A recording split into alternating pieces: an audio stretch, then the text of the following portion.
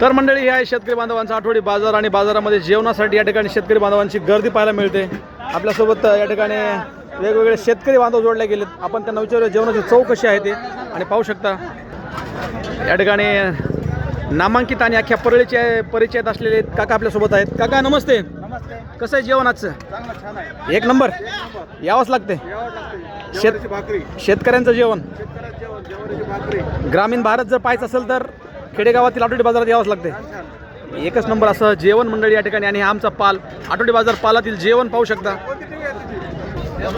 सुंदर अशी तरी आणि चुलीवरची भाकर मंडळी खायची असेल तर नक्की यावंच लागतंय। कडक कडक पैसे मापणारे शेतकरी सुद्धा आपल्यासोबत या ठिकाणी जोडले गेलेत। राम राम। त्या पोरांनी चार नंतर घेतली एक चार नाही दिले। मी स्वतः द्यायला लावले तुम्हाला आणलं की दोघं जण एकच कवा घेतली शेवटच्या घेतली एवढा व्यवसाय करणं म्हणजे लक्षात ठेवून सगळा व्यवसाय करावा लागतो तरच कुठेतरी प्रॉफिटचा विषय होतो। एवढं लक्षात ठेवण्याची कला जी आहे ती आपल्या दादांकडे आहे पाहू शकता मंडळी। राम राम। तुम्हाला तुम्ही आणले का तुम्हाला नाही द्यायला दोन दोन एखाद्या नंतर एक द्या मला पुन्हा अजून पुन्हा पोराला चार भाकर तरी एक तरी तुम्हाला।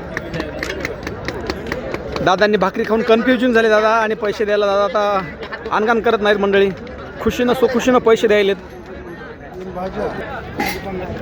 सुंदर आणि रुचकर जेवण जेवायचं असेल तर मंडळी आपण त्यांना आज ॲड्रेस विचारूयात। दादा आजचा ॲड्रेस काय आपला?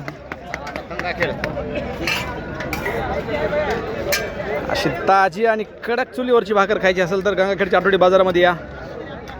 पैसे नसतील तर आधार कार्ड आधार कार्ड सुद्धा जमा करू शकता मंडळी या ठिकाणी।